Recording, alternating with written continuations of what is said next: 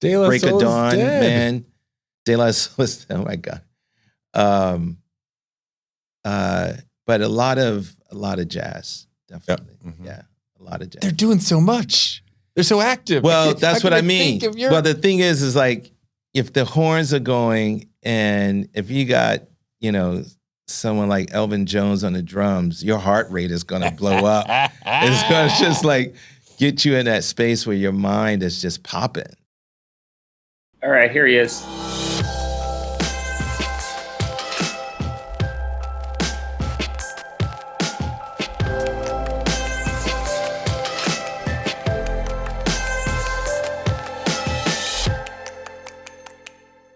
So I want to take him back to when I met you. Yes. Because I was working in this jazz club restaurant that Philadelphians will know, Zanzibar Blue, owned by two very cool brothers who looked out for me and hired me.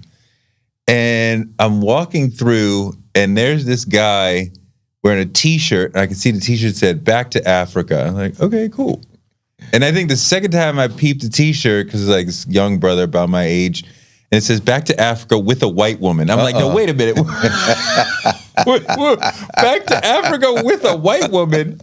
And I stopped and I was like, yo, what is this? And he's like, yo, I'm a poet. My name is Major Jackson. This is my book of poetry. And I think your partner on that was a friend of a friend. Wadud Ahmad. Somebody I had met or had no. So then we started going to poetry stuff together. Mm-hmm. And I saw some of the genius in that. I remember we went to some poetry slam and like we had like hung out all day. So like it's like I knew what you had, right? I knew kind of the poems you were working on, and we were together all day. And then it was like, oh, I got to write something for this thing tonight. And we're sort of like walking there, and you're kind of writing ideas, and we're sitting there waiting for your turn, and you're writing ideas. And then you got up and you gave this amazing poem, and I'm like, I saw him write this. And he wrote this like right in front of me, like pretty quickly, and it was really fucking good. And I was like, shit, this nigga's something else. And I was like, 35 years ago or some shit? Yes. Yeah, that would have been about 30 years ago. I remember that moment. Well, first of all, let's give props to the Bynums creating a space. Robert and Ben Bynum. Yep. Hell yeah. Zanzibar Blue, and then afterwards with Warm Daddies. And from what I understand, they're still doing their thing in the culinaries field in Philly. But that was the scene, and that was the place to be. Now, what's interesting about that story is that I've told my sons, I said, I was wearing a T-shirt, not with Back to Africa, with a white woman, which was a chapbook that Wadud and I put together while we were in our last year at Temple University. But you're now that you say it, there was a T-shirt. Now I think about it. But I had on a T-shirt with Langston Hughes on it. Okay. And you rolled through and was like, you must be a writer. Oh, you're saying you remember the story differently? Yeah. Oh, you definitely went back to Africa with a white woman T-shirt. I had on Langston Hughes T-shirt, and you were, I don't know, maybe you dropped down the drinks, but you were like, you must be a writer. And I was like, how do you know that? And then you pointed to my shirt. Okay. And I first of all, mad love for you, man. I remember that moment very well, and I remember what happened afterwards, because you had just left Emory, and you were making your way up to New York to be a writer, and I was like, that was the goal. That was kinfolk. I was like, I love that ambition. Yes. I love that drive. I questioned the wisdom of dropping out of Emory at the time, but you did it. So I was, quite proud of that. I had just started writing for Chris Wilder at The Source. And if I remember correctly, I said, here's somebody you should rap to. Yeah. And I can even tell you your first piece in The Source. Remind me. I remember, but let's see if you remember. It was Arrested Development. Am I right? I think I did something before that. But I had somehow I had a way of connecting with speech from Arrested Development. Right. Did a phone interview with him. And the source was hardcore hip hop. They were not interested in no. Well, that was what was unique about that moment. I was like, how did Touré get them a little feature? And it wasn't a full page. No. It was like, no. They're not from the hood. We don't really care about them. But so you went on to make a whole life in poetry, writing, teaching. How do you do that? Editor. Because there's not that much money in the poetry game. No, there isn't. And for me, it was driven by the legacy of the teachers who inspired me. Sonia Sanchez at Temple University, the poets who I admired at that time. Who's, if you remember, we used to call ourselves conscious, and you had to know, an Amiri Baraka poem, or you had to know a Nikki Giovanni poem. So those were my models, and they allowed me to see myself as someone who could be a writer, be an activist, participate in the struggle from a space of imagination and creativity, and to be frank, I was an accounting major at Temple. Like, my life was, I think your dad was an accountant. He was an accountant, right? Yeah, I think I remember that. So it must have been a passion. Now, I still got my accounting degree. Like, I still worked after graduation as an accountant, but then it was until, I think it was the Pew Foundation granted awards to local artists in Philadelphia, and I was fortunate to receive one of those grants that allowed me to write for 2 years. That was the $50,000 grant. That was $50,000 in 1996. That was a lot of money. Yeah, I mean, it seems like the spirit of the Black Arts movement, where folks were like, I'm down for revolution and liberation. I'm not going to be holding a gun or fighting in the streets like the Panthers and Malcolm are, but my heart is with them. So I'm going to write a poem or sing a song or something cultural that expresses an aggressive affinity with them, right? Yeah. And that was Nikki Giovanni, that was Amir Baraka, Leroy Jones, that was, Sonia Sanchez, these sort of people. And you and I, in a way, took that spirit forward. I think we're the link. Yeah. We are the folks who were young, inspired by their writings, inspired by the spirit of resistance that they just embodied and walked around in.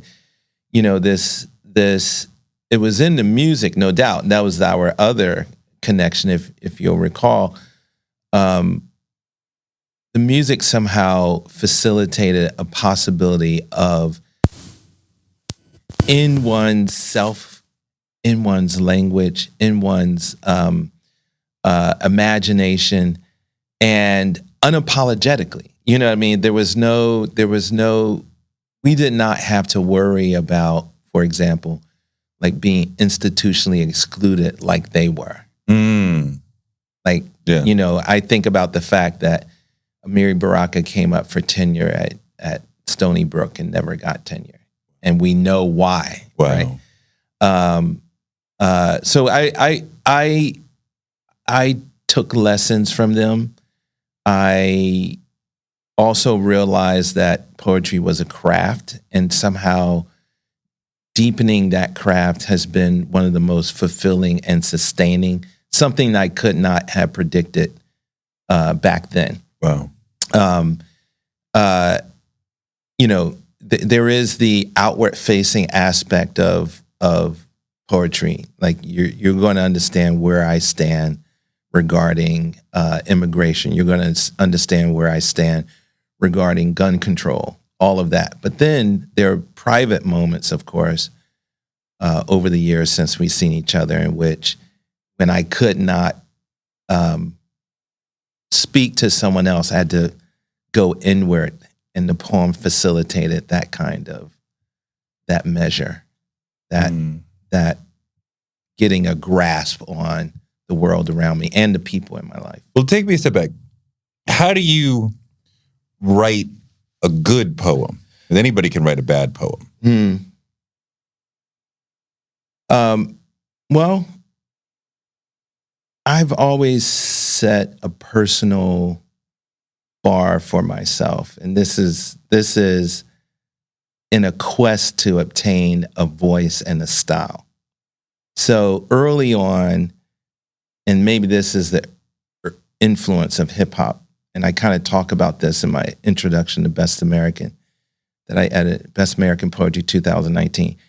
I need a level of wit to be on the surface of the poem, first and foremost. I need to have not so much like, some sort of performative intelligence, but to use language in such a way that it's not blah, So that's first and foremost. And that's my own personal, if somebody else wants to keep a plain style. Metaphor is very important for me because it's through metaphor that someone's going to see the web that is my brain, right? One thing is like this, and that's where wit comes in. And to drill down there, the sorts of metaphors that you are drawing tells me who you are and what your frame of reference is. It's not enough to just say X is like Y. I got to say that in a way that communicates something more. Yeah. Why is he thinking about this in relationship to that? Because that's his frame of reference. It's a statement of personality. It's a history of what I've come across and what you've come across, and hopefully I just created a new bridge between us because I said one thing is like X. Yeah. My other quest for a good poem is one in which I get bored. Like I get bored reading sometimes. So I'm aiming for a level of inventiveness and authenticity of seeing. Like I want to utter something that no one in the history of the English language has said before. Yes. Now that's virtually impossible. But if you reach for it, you're going to stumble upon it at some point. I mean, I think about that a lot of times, and I think it's a little bit easier in prose, but I definitely don't want to use any of the phrases that are common that I've already heard. That's right. Right? Like break it up. That's right. Like even if I'm saying I walked down the street, right? And I don't want to say I perambulated down the avenue because that makes fun of itself. But can I find an interesting way of saying I walked down the street? Well, it is the wall that all writers, no matter their genre, has to kind of cross. And to some extent, you don't want to alienate the reader. Like if you say perambulate, that might throw up like somebody going to their dictionary. Damn, what it draws you out of the text to go, that's right. What is this word, right? I don't want to scare you away from the text. I want to suck you into the text. That's right. And that absorption, I think readers come to writings much in the same way that they go to films. They want to be absorbed to the point where the world around them is not immediate impressing upon them.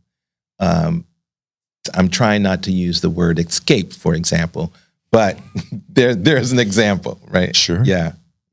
So writing a good poem versus writing a great poem is really contingent upon what the writer has imagined for themselves that feels impossible. And in that reach, I can feel when somebody reaches for greatness in that way. And we know it because we feel it. Yes. Yes. Yeah.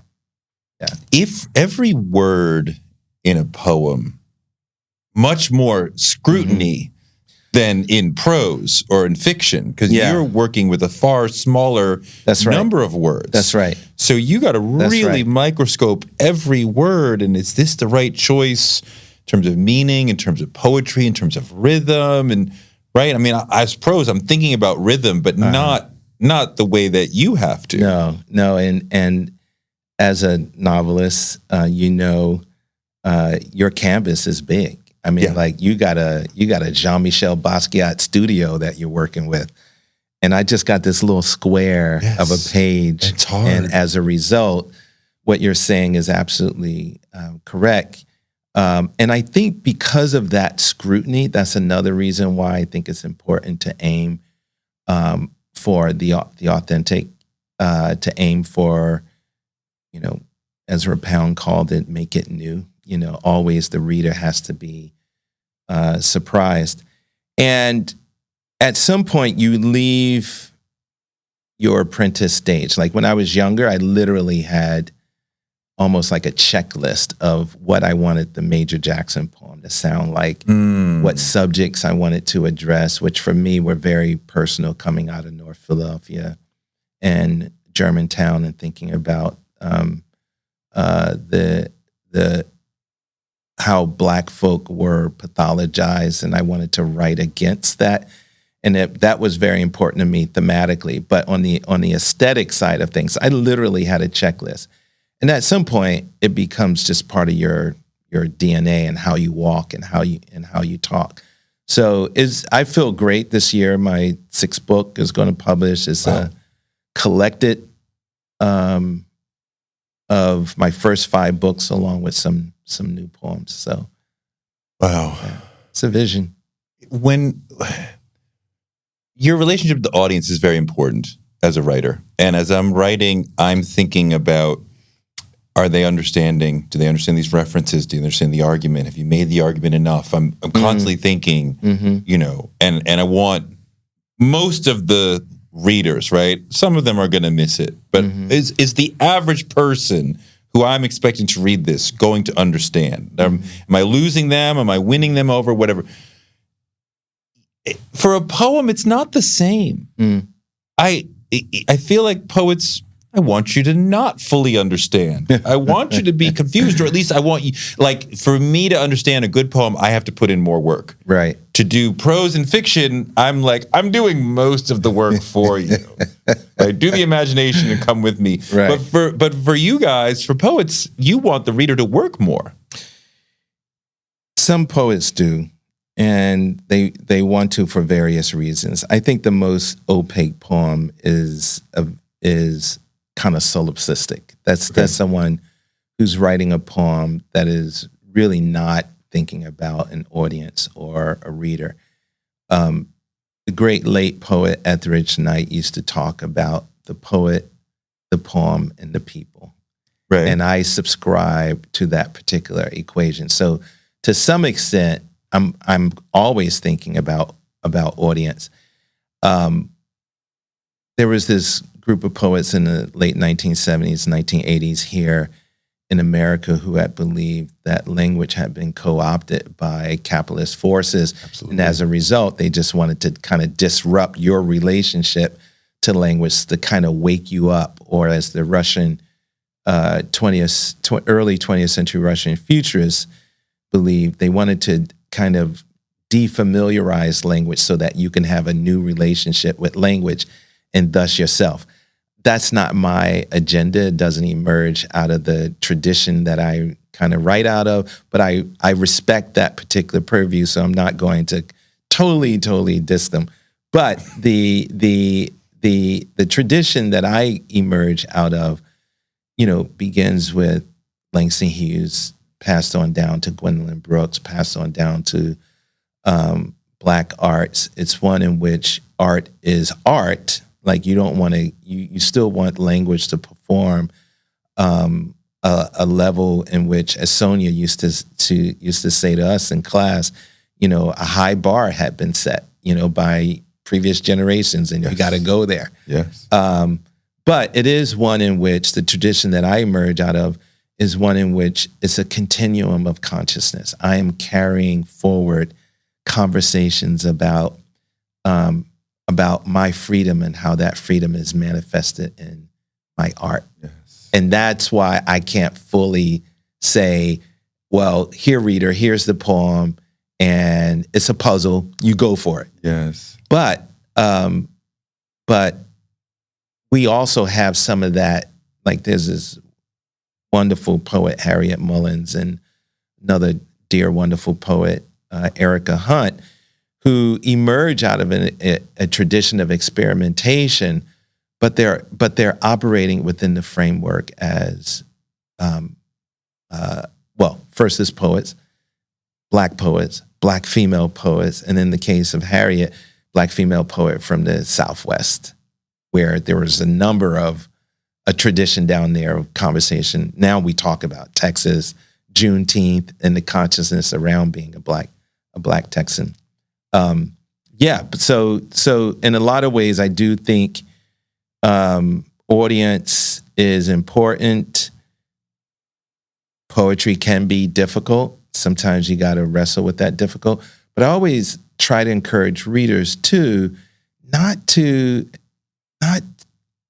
feel like they have to kind of get everything on one reading. Poetry is not built for that. Right.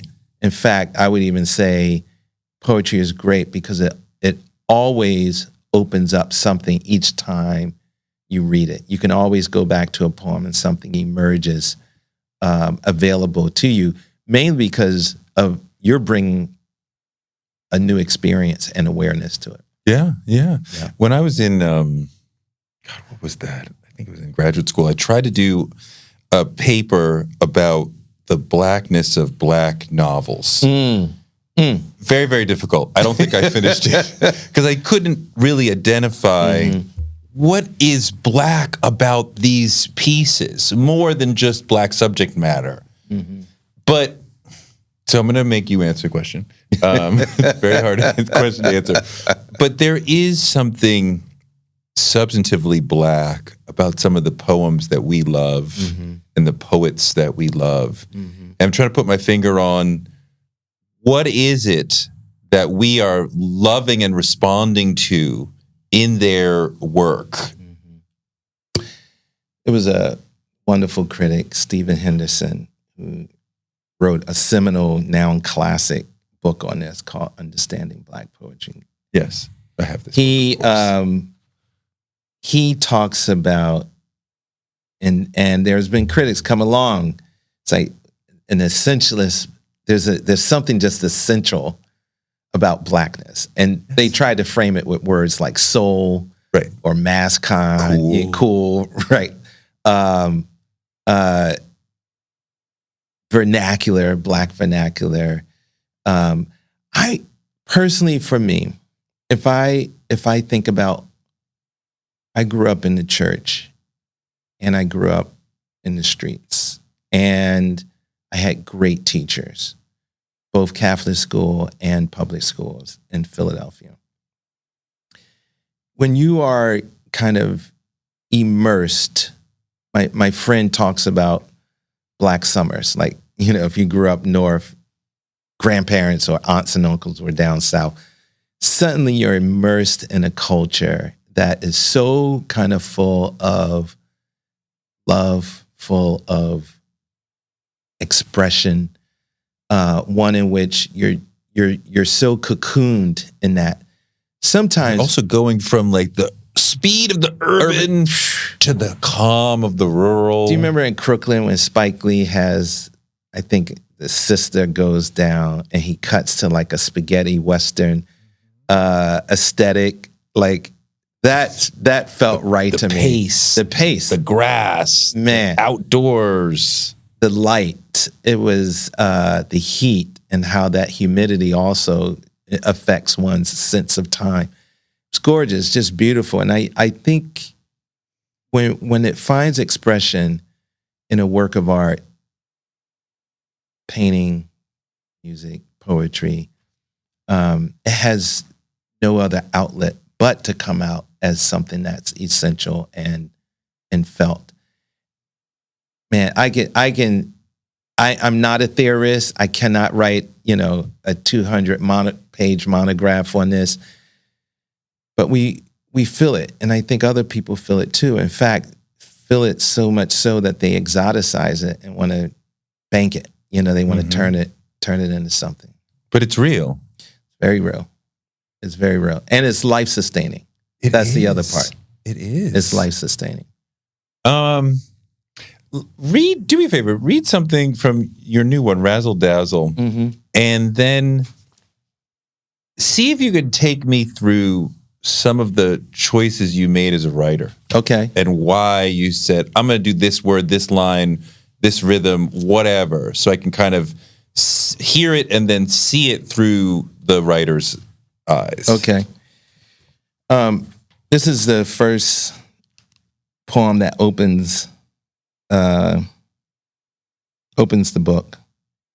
And it started with this image, I'm a father. Yes. And it was always a ritual to go to either Atlantic City or Long Beach Island, Jersey with the kids. And as I, moving further away from their younger years, just had this image of all of them on the beach and that space in which they are so self-absorbed in their play.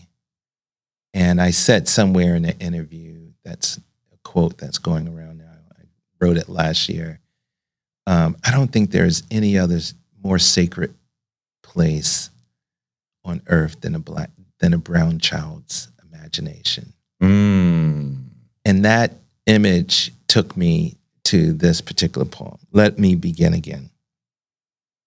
Let me begin again as a quiet thought in the shape of a shell, slowly examined by a brown child on a beach at dawn, straining to see their future. Let me begin this time knowing the drumming of my dreams is me inheriting the earth, is morning lighting up the rivers. Let me burn my vanities, old music in the pines, snifters of scotch, a day moon like a signature of night. This time, let me circle the island of my fears only once, then live like a raging waterfall and grow a magnificent mustache. Let me not ever be the bird cage or the serrated blade or the empty season. Dear glacier, dear sea of stars, dear leopards disintegrating at the outer limits of our greed. Soon we will encounter you only in motivational tweets. Reader, I should have married you sooner. This time, let me not sleep like the prophet who believes he's seen infinity. Let me run at breakneck speeds towards sceneries of doubt. I have no more dress rehearsals to attend. Look closer. I am licking my lips. So that image of the child on the beach, like a lot of my poems begins with an image. And I often reflect on my self as a father, as a man, as a partner. Of course, there's regrets back there, but there's also, in recognizing those regrets at any point in our lives, it opens up the opportunity to start over, because you can begin with a new consciousness, hopefully some lessons learned, and hopefully some wisdom. So I remember the morning of writing this particular poem. I'm always someone who wants music. I mean, we live in an age in which, rhyme and meter is not what you don't go to rhyme and meter unless you're like doing pop music. So repetition is how I create music. So that's the first thing, is that I'll get that image and I'll get that phrase, and I'm wanting that phrase to take me to the next image. So the repetition of the phrase creates a sense of rhythm. That's right. And it becomes incantatory. And something about the ritual of repeating and that incantation, in a way, conjures up what's coming next. To my surprise, the poem wants to push against a passiveness, wants to push against addictions and snifters of scotch and that sort of thing. And also I'm thinking about the climate. I'm thinking about what we're doing to the environment. Dear glacier, dear sea of stars, dear leopards disintegrating at the outer limits of our greed. So I for this to be the opening poem of the book, I see this like as a pivot moment in my life as a writer, one who wants to not kind of clear my throat towards writing something that is going to address these issues, but there's no more dress rehearsal. This is the moment right now. So hopefully, someone reading this, again, that's an oral rendition of it. Sure. Hopefully those themes push through when they sit down and read it. You can't write this just like, you gotta be like, you write it, you microscope it, are you moving stuff? Are you there's not this word, different word. Oh yeah.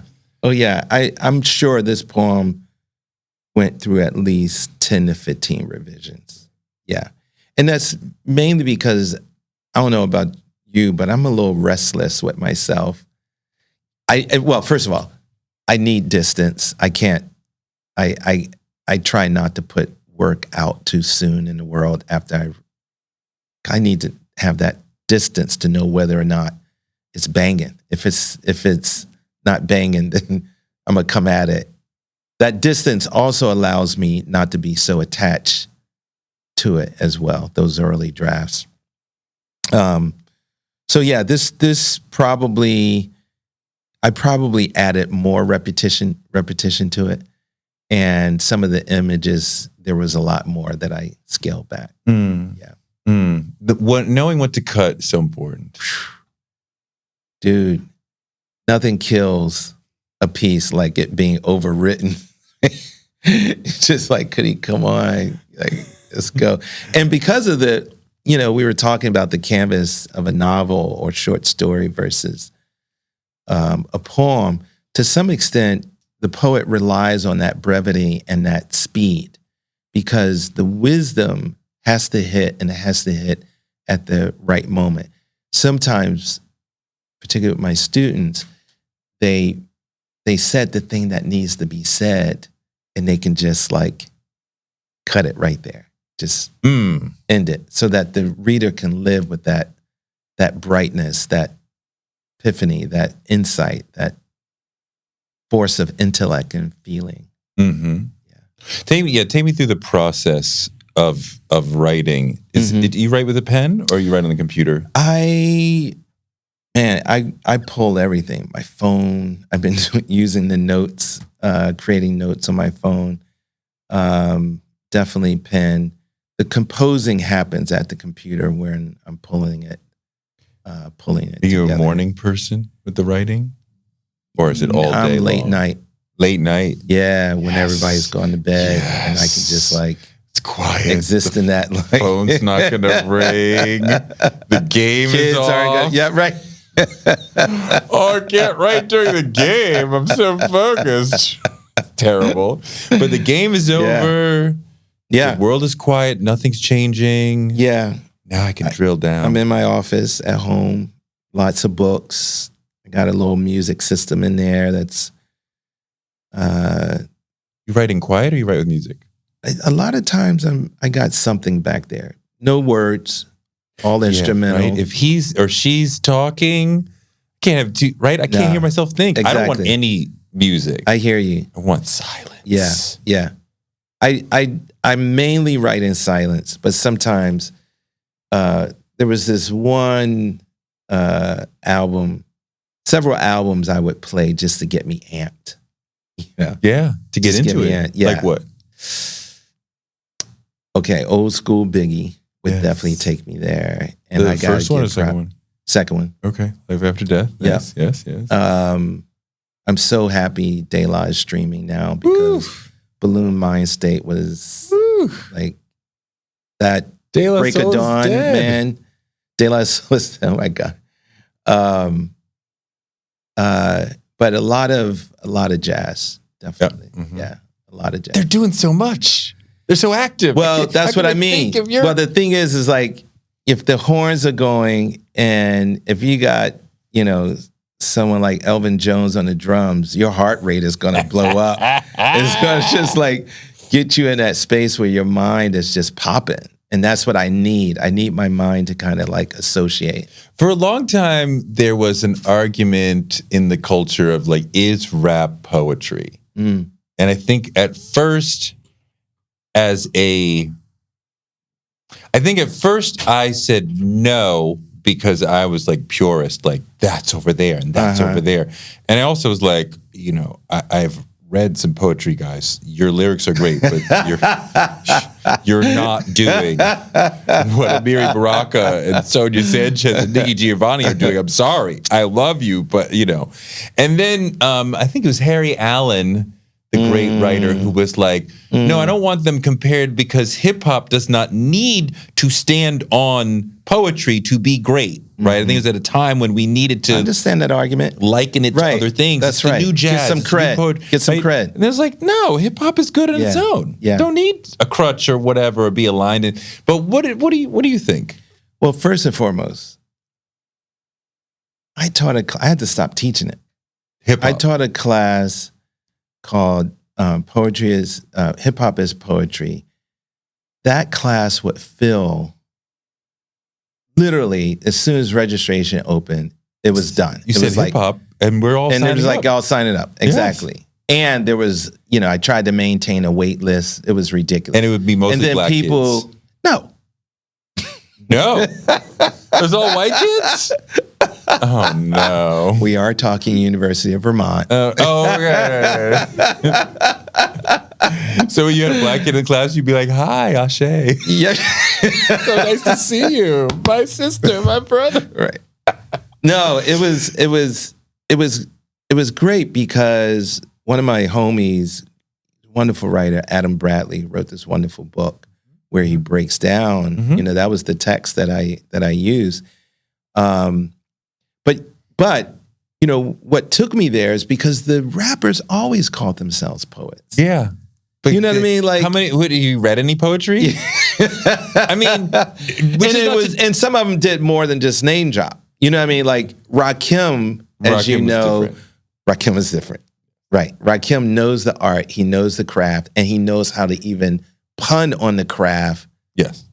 Like, clearly. I mean, he was a master saxophonist in high school. No. And was like, his whole family was players. That I didn't know. And he was by far the youngest. So he's growing up like listening to his sisters.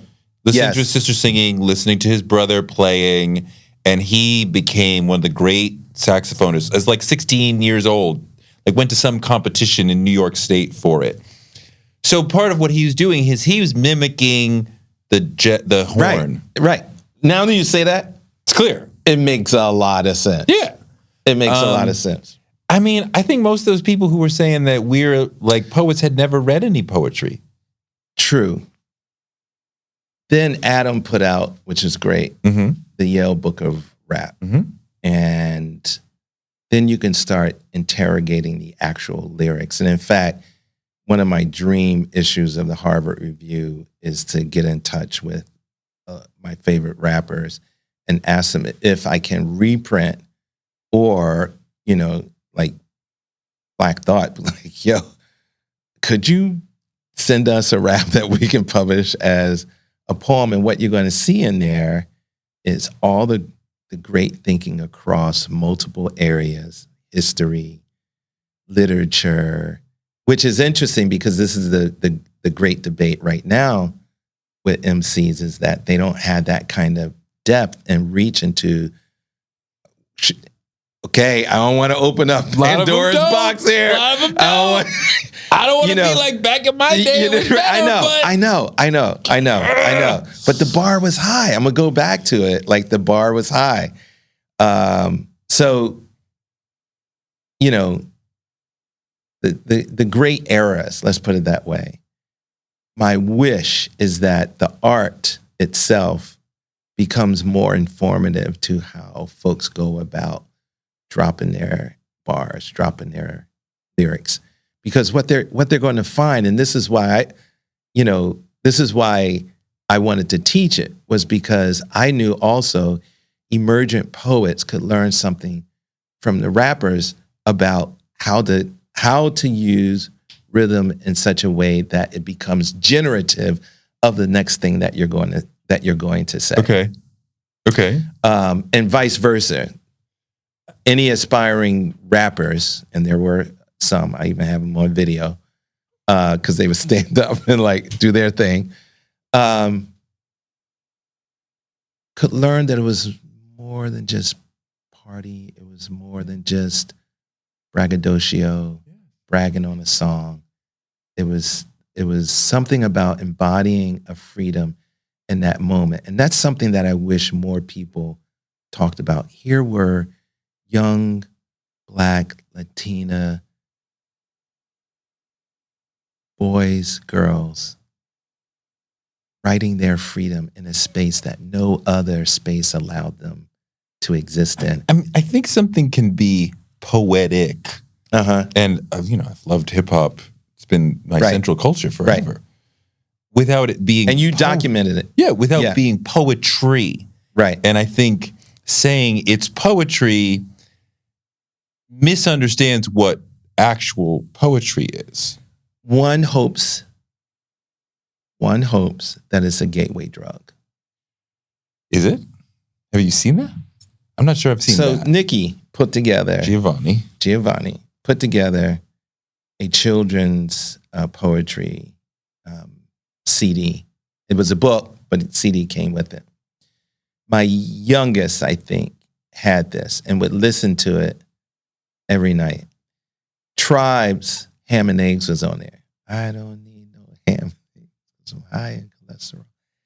He used to sing that all the time. And he embodied that song. And he didn't make the distinction between, a Langston Hughes mother to son poem and Tribe. He just understood that this was an art in which language was essential, and how you stretched the language, how you punned on the language, how you stretched out words. Like, to some extent, I do think it can be a gateway drug.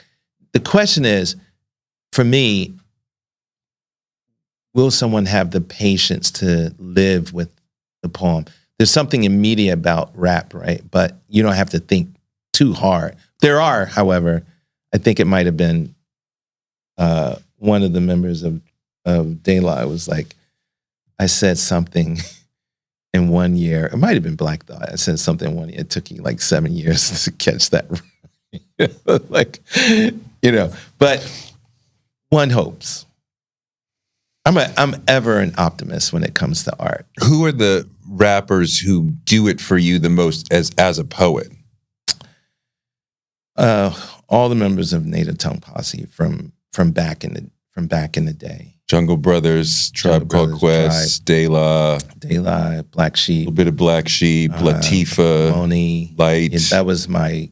Was it Light? No, it was Moni Love. Moni Love. Light was. Yeah, Light was just ahead of them. Latifah's sister, that's but right. not. Yeah, that's right.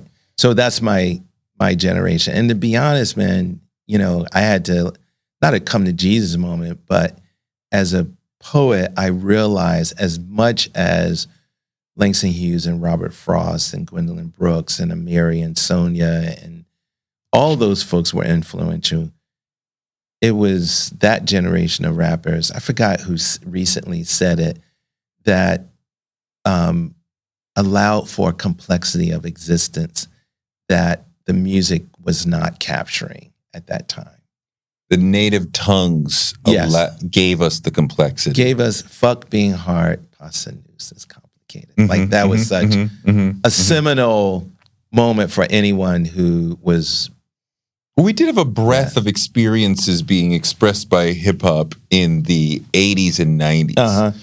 I think recent years, it's a little different.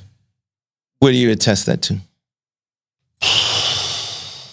I'm not quite sure. I'm not quite sure what that is about. I mean, one thing I think about is that as we moved toward the 90s, the music got so dense. Like each verse would have so many words when you're talking about Big, Eminem, the people who were dominating the 90s, Jay-Z, Nas, as opposed to what they were doing in the 80s. That we got more dense, that you couldn't get any more dense unless you were speed rapping, right? So the more revolutionary gesture would be to rhyme less, to have fewer words. So now they rhyme slower, right? To where sometimes they need ad-libs to fill in the space. Otherwise, it would sound like spoken word poetry, right? It doesn't fit. And I'm not saying it's better or worse, but I think some of us who lived for 90s hip hop are like, guys rhyme really slow. And I don't know why the politicization that was common in the 80s and the 90s has really dissipated. There's not really that much Black nationalist, Pan-Africanist, pro-worker, whatever you want, like that sort of strain of hip hop has basically gone away. There may be some here and there, but it's not dominant. Like we had a dominant strain of PE, KRS, Poor Righteous Teachers, Tribe Called Quest would throw it in. Poor Righteous. Right? Public Enemy was all about it. De La Soul would throw it. Like you feel, and now a lot of it is like, I got a lot of money. Right. Whether or not I'm telling you the truth. Right. I may actually have a lot, I may not. But I'm telling you, I got a lot of money. And I got a lot of women. Like, and I smoke a lot of weed. Like, cool. Yeah. What else you got? Well, that's what happens when you divorce the art from community. Interesting. That's when. What do you mean by that? I guess what I'm saying is like the corporatization. I remember, and this isn't the case with Diggable, but I remember I ran into Greg Tate at the bookstore on Mercer Street, and I think Diggable's album, their last album together with the pick on it. Ran into, I said, Greg, what do you think? First of all, I was one of my heroes. I just had to just be like, yo, props on Flyboy. But I wanted to talk to him about something. I said, what do you think about Diggable's album? He was like, production. I was like, oh. But we did jam on some of and he was making the connection to the politics of Blackness, which the political cultural moment that they were riffing off of, as Greg does, right? He has that long view, and he was talking about coming out of Black power into the 70s when it was about trying to get like political office. You know what I mean? Like a little more integrationist. Yeah, exactly. The system. Exactly. So, there was a bit of nostalgia, of course, that those albums were hearkening back to, but it was also carrying the torch. It was also like the agenda of carrying a message of self-determination, carrying the message of a certain kind of freedom that was like unapologetic. And you just said it. It's like the bling arrived. I feel like I expected the Bush era and the Trump era to really inspire people to be like, I'm going to make a political song. And there's here and there. There's some. I expected the recession, the significant recession, which had a significant impact on Black and brown people, to lead to some significant change. Either people saying, I'm going to talk more about the hood, I'm going to wear less jewelry, something, or I'm going to wear more, whatever. But I don't think any of those. I don't think Trump or the first Bush or the recession had any significant. I think like Reagan had an impact. That sounds great. On hip hop. It was Amir that made that connection. Yes, like the best thing that happened to hip hop was Reagan. But there's something beautiful about Kendrick Lamar's song emerging as an anthem for this generation around the killings of Black and brown peoples at the hands, unarmed Black and brown people at the hand. That particular song, and a few other artists, interesting enough, they're more alternative, who are kind of carrying that consciousness, and you can kind of see it. Kendrick is, to me, like a throwback to what we had, the folks that we loved in the 90s, right? I think he stands out of this generation as like bars, flows, lyrics, consciousness, to the, like thinking of, the community at a higher level, presenting the community at a higher level. And also there's a clear regionalism with him. Right, we know where he's from. Oh, for sure. We know what block he's from. We know which side of the block he's from. That's right. And that specificness about where you're from was typical of the 90s, especially in the 80s to a certain extent. And in a lot of ways, I think the nationalization of the culture, which it was national in the 90s, but it is sort of flattened of like, wherever you come out of, you're not supposed to have a sound or a thing you talk about that represents, like, oh, I can tell he's from Newark because he, like, Houston sounds like New York. I don't think we have a sound, a regionalized sound like we used to, which in a way was inherently politicized in that the West Coast rappers are talking their shit. The way the police respond to them is different. The drugs they're dealing with is different. The George Clinton that they're rocking with at the barbecue is different. New York is responding to these things differently.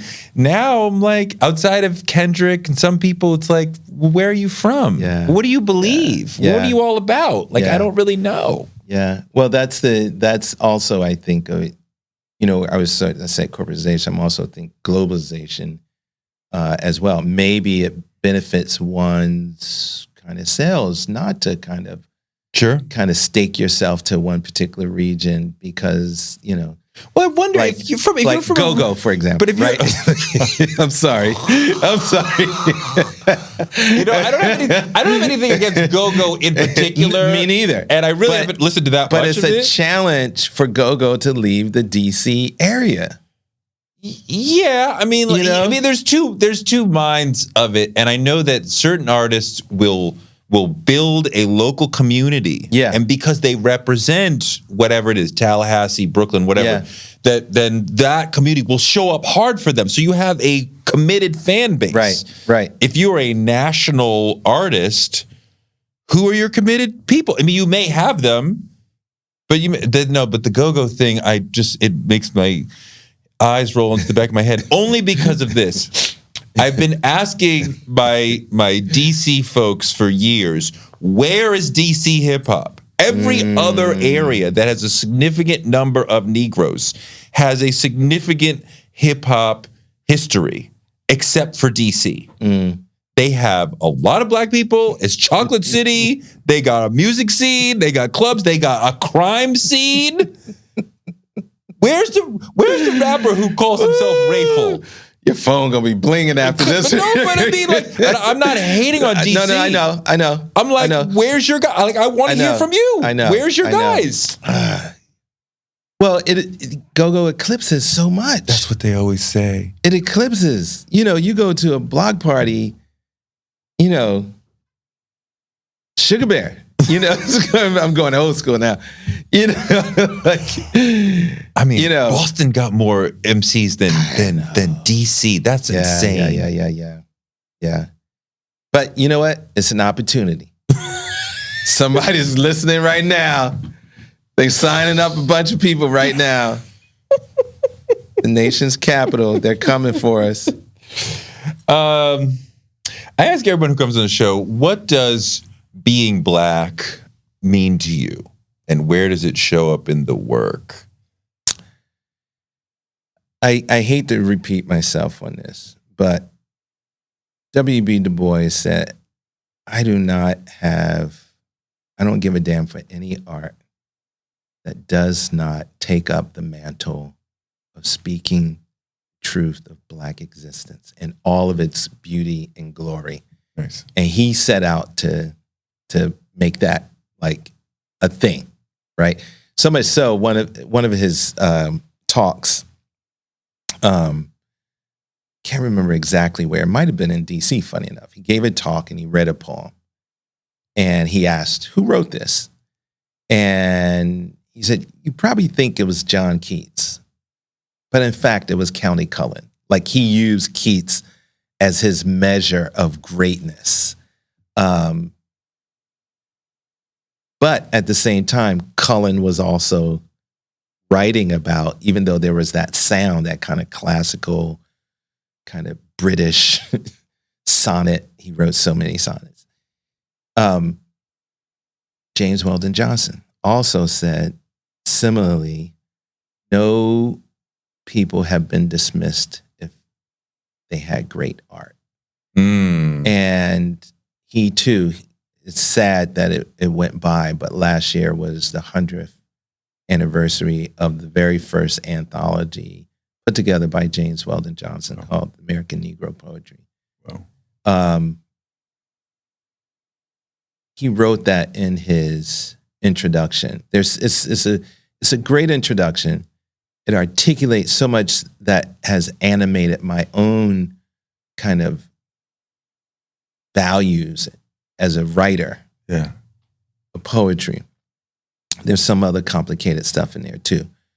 For me, it shows up in the work and carrying that torch of at my innermost core as a writer of poetry, I am expressing my freedom. Because keep in mind, we were not supposed to be this close to language. To be this close to language, and I saw this when I was teaching down in New Orleans, where students, the literacy rate was very low. They could not put together, some of them, a sentence. And if you can't put together a sentence, how can you articulate your world, your needs? Someone's always going to be giving you their agenda. So my poetry makes a lie of, first of all, personal expression of who I am. It reflects my own selfhood and the community that I come out of. Secondly, it makes a lie of white supremacy and the history of that, right? And this is what James Weldon Johnson talks about that might be problematic. No people have been looked upon as inferior if they've had great art. And that's what we've been kind of building. I also realize the inheritance. Again, I kind of spoke about this already. Not just as an artist, but also as a teacher. And my teachers were both, I was in the classroom with them, and in the case of Robert Hayden, I wasn't in the classroom with them, or someone even contemporary, Rita Dove. I read every poem that she has written. I've also found through my connections with Covington, the Darkroom Collective, other writers of my generation for whom we were very conscious of passing that legacy back to. So the podcast that I all emerges out of a sense of service and a sense of freedom and a sense of love and cherishing the fact that whoever writes, they may pass away. They're sure going to pass away, but evidence of them is in their work. And I think, particularly for us, undocumented, we were 3/5, or by the law, 3/5. That poems, particularly poems by Black and brown folk, does so much work than just art.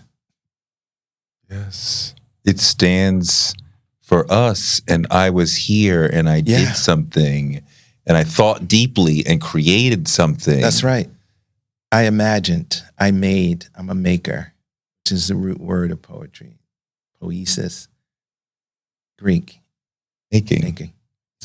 Yeah. I mean, that was, for me, a big reason why I was like, I want to be a creative person and not some job. I don't think I ever even thought seriously about any other job, but like, I wanted to be able to look back. I remember that when we met. All those years ago, I was like, he is going to be a writer. And next thing I know, you're doing like Snoop Dogg's like first major piece in the New York Times. I was but there's a stack of when I say what did I do this week, this year, I can point to. I wrote that article. I wrote that book. I wrote that. I can, because sometimes the time flies by. Where did it go? That's what I did. And if I had nothing to show for it, I would be depressed. And because we sat and made something, and we can look at like, okay, that's what I did. Maybe this article, this poem, maybe it's great, maybe it's not. But I did something and it's still there, right? I built something and it still exists. I needed that. And that's sort of what you're talking about. How do you think about that in relationship to being a father? That legacy. Now, granted, they're not going to get all up in your archives. Oh no. Right? No. But there's a level Well, they care about certain things, right? Yeah. There's been some podcasts that they wanted to listen to, certainly not all of them. When I write about them, they read that. My son is driving me nuts. I wrote an essay about it. I go, I read your essay about me. But my son said to me once, he said, his was years ago, he was like 8 or 9. And I think he said, our family's really special. And I said, yeah, we are. And then he said, yeah, most families don't have a successful podcaster in the family. Like, okay, that's not what I was driving toward about why we're special, but sure. Sure, that for some reason that Daddy Does a Podcast really stuck out in their mind for some reason. I don't know. Yeah. I don't know. I was thinking, I mentioned earlier that like hanging out with your dad that one Sunday, I'm sure it was, breakfast, the night before we went to BC Boys release party. And I remember it because they had bungee jumping.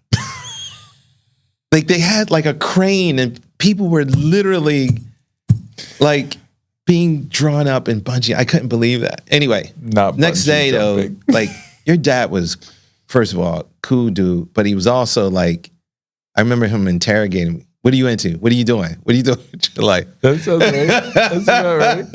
And he was an accountant, so like he's like, I support the arts, but I don't really understand. Like, you're a poet, so like, how do you make money? Oh my god. Yeah, it was. But that looking at your work, looking at your legacy, I don't know. I'm still hungry. Like I'm not resting on laurels. It frustrates my family because sometimes they just want me to like to do what. to do what? To take out the trash? I'm just writing poems. What the fuck you want me to do? Oh, you best believe I do take out the trash. Of course, but you're absolutely right. Exactly. I know. But that tension is there, right? Like, do I need to be doing as much as I'm doing? Made me think about what we do for our families, and we would do anything. And Kevin Hart has that bit about, well, honey, if you were in a fight with a mountain lion, no, I would not jump in. I'm not saving you because he's probably going to get me.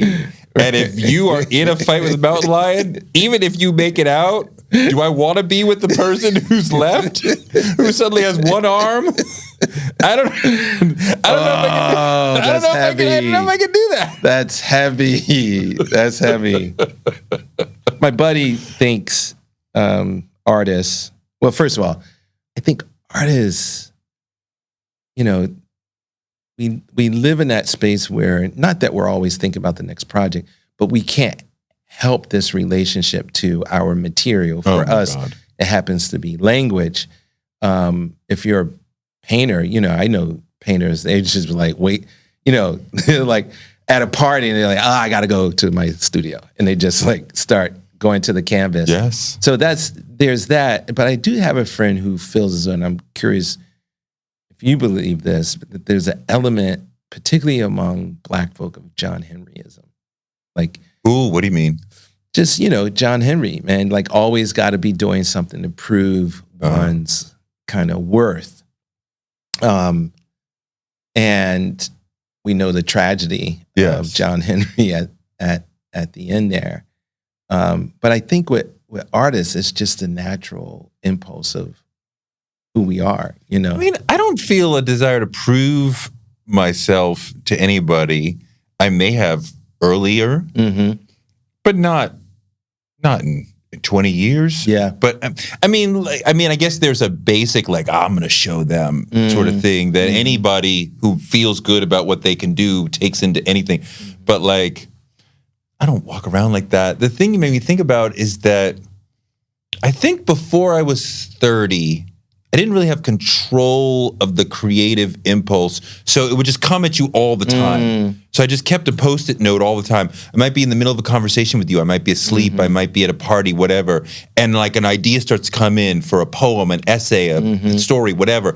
I have to stop talking to you because I have to stop. Right. Don't talk to me right now. Right. Now, you know, it's more controlled. I'm not going to be like, oh my God, I have to zone out of this dinner because I have to write down these notes that just came in. Right, I just got the message, and like, no, I'm like, I got you. I heard you. When it's time to sit down, then it will be there, and we'll come to get, you know. And like, I think I felt like if I feel a spark and I don't write it down, I could lose it. Oh, for sure. And I may not get another one.